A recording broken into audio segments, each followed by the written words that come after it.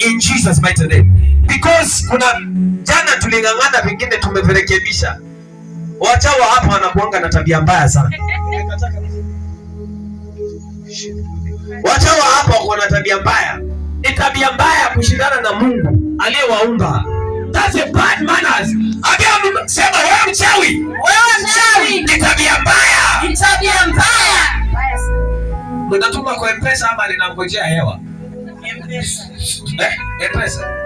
0727 75 40 Nataka nihubiri neno alafu kisha tuite watu hapa.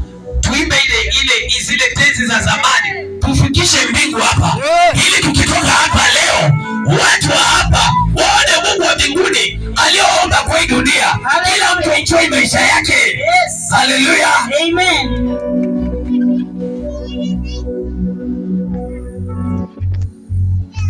Nilikuwa natarajia nipate 1000 at least ingeni support.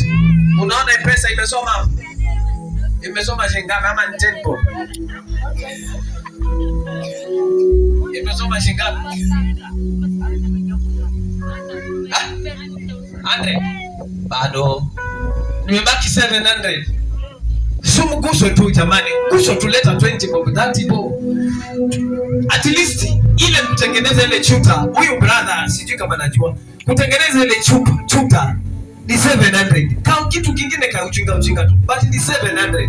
Kubebewa na transport kupeleka paka pale ni 600. Hallelujah. So support kazi ya Mungu. Hallelujah. Support tu.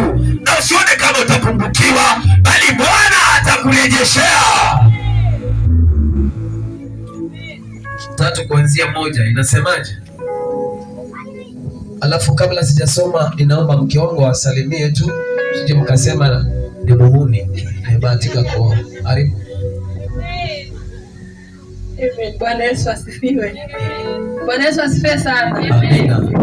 Namshukuru Mungu kwa ajili ya fursa hii na nafasi ambayo umenipea jioni ya leo. Bwana Yesu asifiwe. Thank you brother. Mchungaji kwa neema ya Mungu. Bwana Yesu asifiwe. Naweza ona yule mama alikuwa anacheza kama wazimu ndani. Mimi ndio wazimu wa Yesu. Nikifikia upande wa Mungu na kuwaka na wazimu wengine. Bwana Yesu asifiwe. Haleluya. Namtetea Mungu amenipa pumzi. Na Mungu amenibariki. Mimi ni mama wa watoto 3. Mungu amebariki zaidi. Amen. Na watoto wengi zaidi. Pigia Yesu makofi mazuri. Maandiko inasemaje? Wale wako hapo. Ufunuo 3 kuanzia hapo mstari wa 1. Alafu na Yohana 5 kuanzia mstari wa 1. Niko hapa kwa ajili ya mtu mmoja tu. Angalau mtu mmoja akabadilishwe maisha yake. Angalau somebody maisha yake yakabadilishwe. Inasemaje? Na kwa malaika wa kanisa lililoko Sardi andika. Haya ndiyo anenayo yeye aliye na hizo roho 7 za Mungu. Na zile nyota 7. Ndio. Nayajua matendo yako. Nayajua matendo yako. Ya kuwa una jina la kuwa hai. Ya kuwa una jina kuwa hai. Nawe umekufa. Nao umekufa. Hapa maandiko inasema ya kwamba inayajua ya kwamba una jina kuwa hai, lakini ndani yako umekufa, lakini ndani yako umeisha. Kuwa mtu wa kukesha, kwa maana tumekuja jioni ya leo mahali hapa. Bwana anataka kuangamia. Bwana kamfufue tena. Bwana kamuinue tena. Hebu tuapige kelele. Piga kelele kabisa. Majina yao yamechafuka. Wameitwa majina mazuri lakini ndani yao wamekufa. Sasa kila roho ya kukufa ndani yako. Ndio siku moja na hiyo shuhuda nimeutoa sana, hata niurudie tu. Siku moja nikiwa shambani ninalima. Nikiwa bado tunafanya huduma uombezi. Nikapigia simu, kuna mama hapa ni kama Samo amekufa, Samo yuko hai. Nilikuwa na kijana mmoja tulikuwa tunasaidiana huduma. Tukatoka tukaenda kumuombea.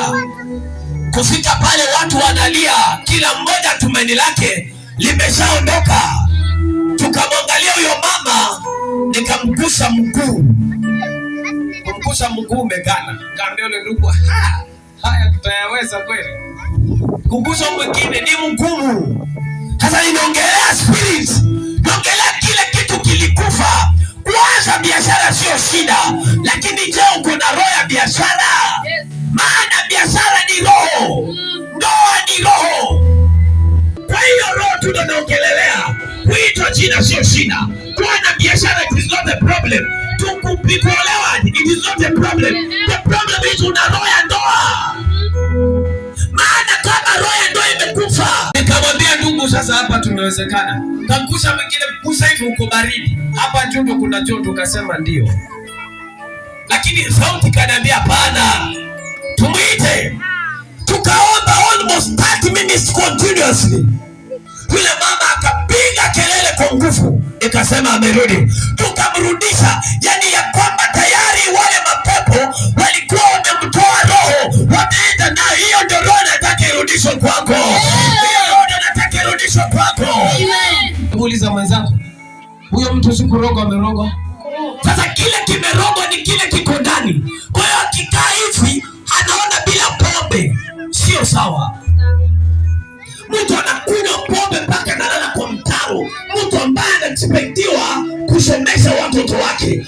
Mtu ambaye anaexpectiwa kulea familia yake. Yani shetani ameua spiriti yake. Leo nimekuja urejeshewe. Urudishiwe maisha yako. Rejeshewa maisha. Mtu ananiambia, Apostle, just pray for me. Bwana Yesu asifiwe. Hebu chunguza maisha yako. Angalia. Je, una roho ya kumiliki vitu? Haba imekufa. Akasema kwa kanisa liko Sane, watu wengi wameokoka, lakini je, wako na roho ya wokovu? Maana hata wokovu ni roho. Sasa usipokuwa na ile roho, utakuwa na kisasi na watu. Ile roho ndio inaingiaga mchawi na kuroga. Samuel Wood, Samuel 17 hapo. Roho mbaya kutoka kwa Bwana ikamwingia nani? Sauli. Kwa hiyo Sauli akaanza kumchukia nani? Daudi. Sasa kuna roho inatoka, ile roho nzuri inatoka, unapewa roho mbaya. Ulikuwa ukisalimia watu vizuri, unaanza kuwapita kimya. Maana shetani amechange. Ulikuwa ukipata mshahara vizuri na adabu, lakini ulipoanza kupata mshahara ukabadilika. Mwacha mtu mwambie, hebu angalia kaweza kuwa ni wewe. Na bidii yako yote, you spend a lot. Mtu akaniambia niliuza shamba kwa sababu ya kusomesha mtoto. Mtoto anamaliza university, anamaliza, alafu ghafla anakufa. How do you feel? Kusa mtu muulize kama angekuwa ni wako nasikiaje? Maana shetani alikuwa amemwekea roho ya kifo. Spirit. Niko hapa urejeshe maisha yako. Niko hapa urejeshe ile roho ya kumiliki. Roho ya kumiliki. Shetani akipanda ile roho mbaya, akipanda roho ambayo si ya kawaida, maisha yako yanahangaika. Unajaribu, naona kwamba unakataa kwa sababu kuna roho ambayo shetani alifanya nini? Alipanda kwako. Sina kuombea Mungu akusaidie.